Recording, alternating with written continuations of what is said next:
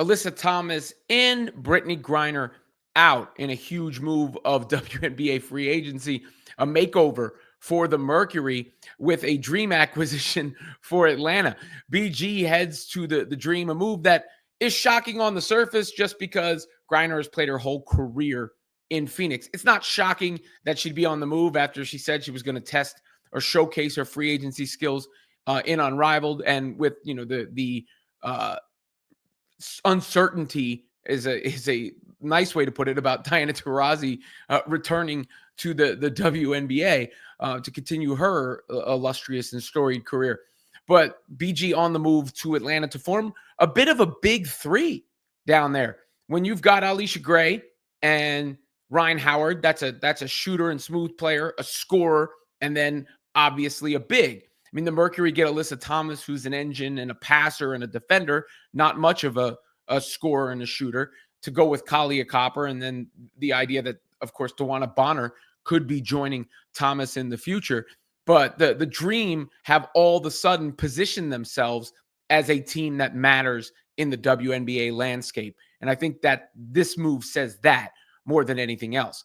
Griner explained it about why she decided to go to Atlanta, a rebrand, the teammates there. She enjoyed the company, it seemed, of Howard and Gray, and you could see them on a fishing boat and stuff when Brittney Griner announced this move. But it did catch people off guard because of Griner's tenure with the Mercury and how long she'd been there.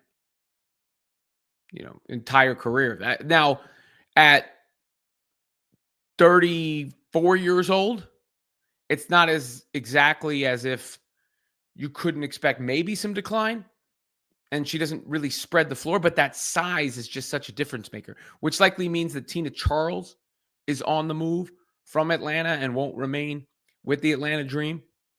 But the Atlanta Dream have this team to kind of get excited about in a cool market, and it'll be interesting to see how the Mercury continue to replenish the cupboard too, just because they have money to spend and they have that facility. Apparently, they're meeting with Satu Sabali along with the Liberty, even if it's starting to feel like a foregone conclusion that Sabali is going to go to the Liberty.